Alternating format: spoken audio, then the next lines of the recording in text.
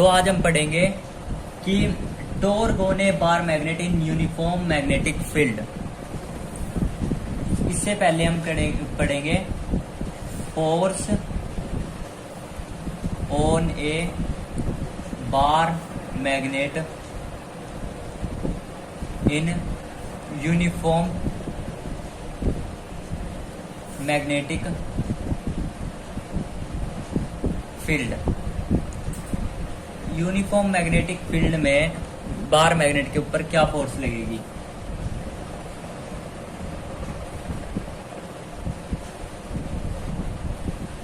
मान लो ये एक बार मैग्नेट है, ये नॉर्थ पोल, ये साउथ पोल, ये मैग्नेटिक फील्ड है, ठीक है। इस पे क्या फोर्स लगेगी, इसको एनालॉगी याद करो जो इलेक्ट्रोस्टैटिक्स में पढ़ी थी। फोर्स देखो, नॉर्थ को कौन सा चार्ज, पॉजिटिव चार्ज की तरह समझो, फील्ड लाइंस बाहर की तरफ, फोर्स यहाँ लगेगी, फोर्स यहाँ लगेगी। साउथ को नेगेटिव चार्ज की तरफ, field lines opposite to applied field, F यहाँ लगेगी। फोर्स क्या लगेगी इलेक्ट्रोस्टैटिक्स में, इसको पॉजिटिव, नॉर्थ को पॉजिटिव की तरह क्यू की तरह समझो, इसको नेगेटिव की तरह। तो फोर्स क्या लगेगी, वहां पे क्या लगती थी, प्लस क्या हुई, क्यू हुई, यहाँ पे लगेगी प्लस एम बी, ठीक है, और यहाँ लगेगी एम बी, ठीक है। सबसे पहले फोर्स ये होगी। अब आज का अपना मेन टॉपिक पढ़ेंगे कि टॉर्क निकालने का। Torque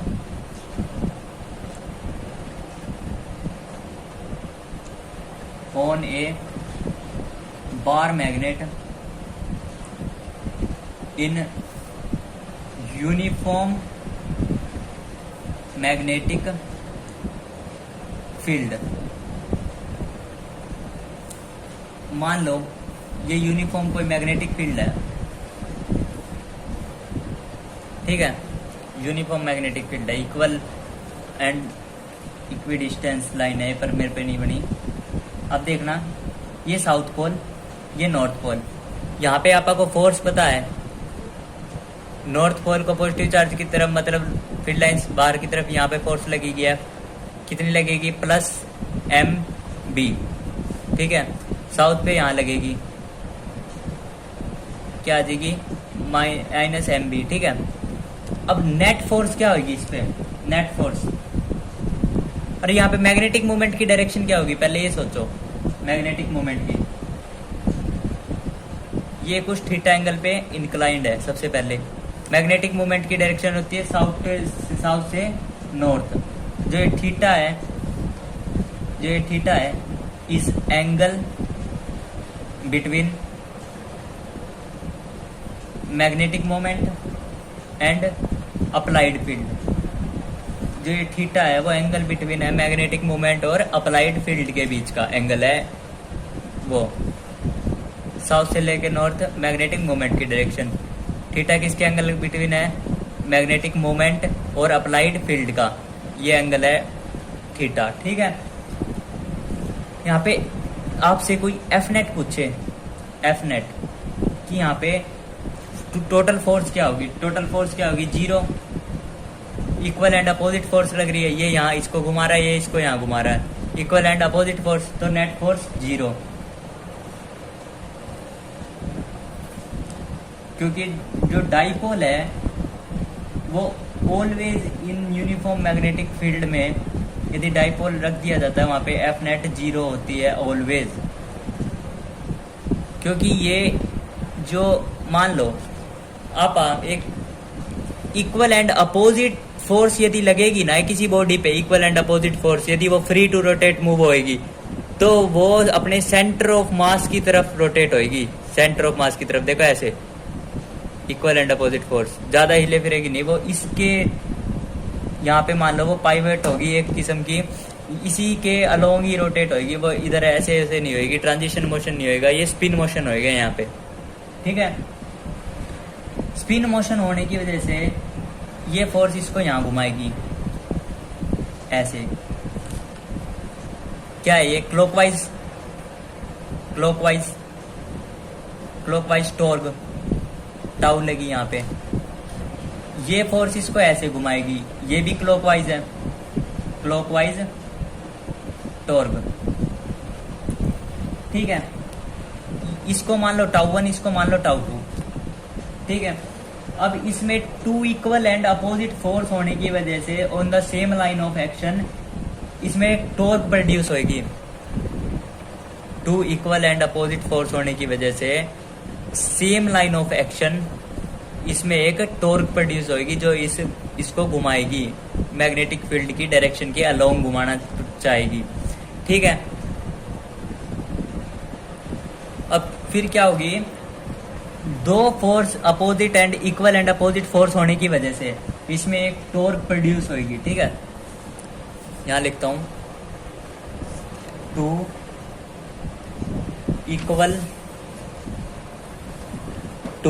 equal and opposite force which have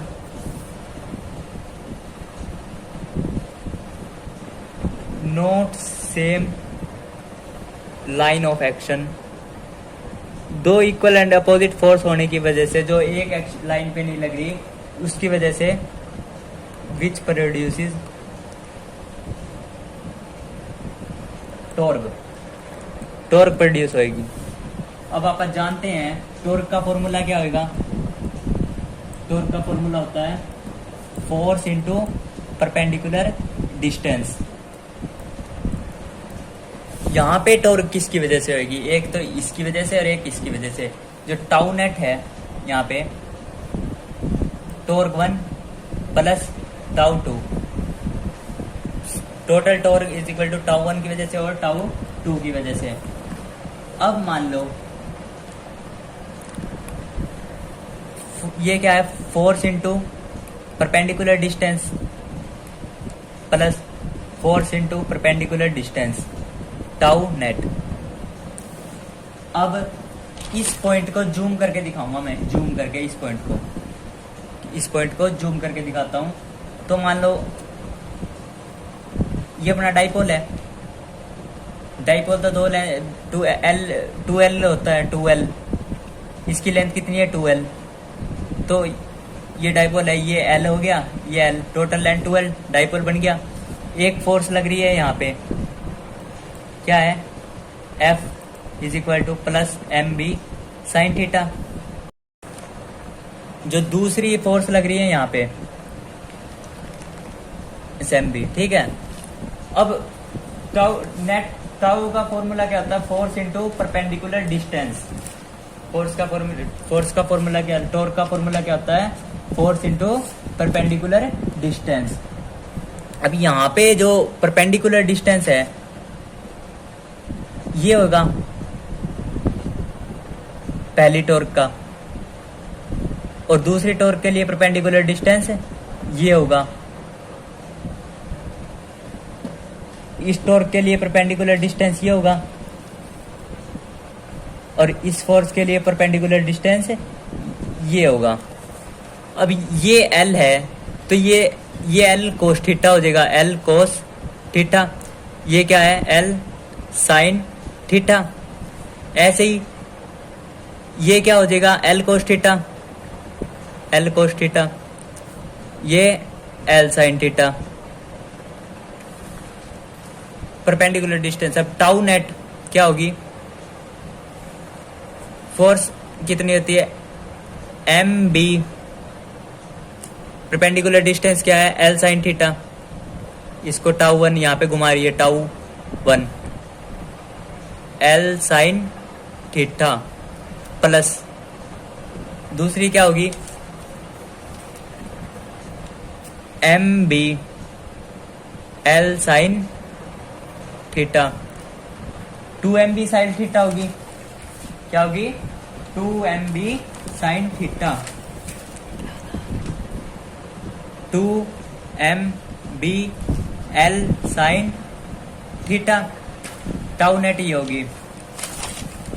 अब m इंटू 2L क्या था, m into 2L, B sine theta. Magnetic moment था m×12, magnetic moment B sine theta. अब देखना डायरेक्शन क्या होगी इसकी, theta is the angle between m and b। तो इसकी डायरेक्शन निकालने के लिए क्या करेंगे आप कि जो मान लो ये टॉर्क क्लॉकवाइज डायरेक्शन में लग रही थी, ये भी क्लॉकवाइज डायरेक्शन में लग रही थी, तो टोटल जो टाउ लगेगी, तो टॉर्क लगेगी, वो भी क्लॉकवाइज ही डायरेक्शन में लगेगी। एम बी साइन थीटा भी क्लॉकवाइज ही डायरेक्शन में लगेगी, क्लॉकवाइज डायरेक्शन। जो theta is the angle between M and B, ठीक है।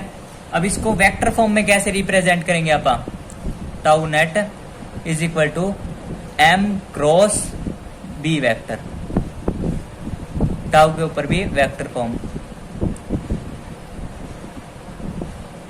एम क्रॉस बी ही क्यों करा आपने, बी क्रॉस एम क्यों नहीं करा, क्योंकि देखो बच्चों ये गोल क्लॉकवाइज घुमाएगी, क्लॉकवाइज।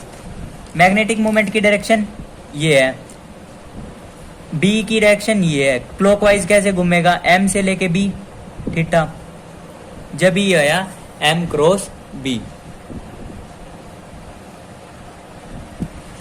अब देखना,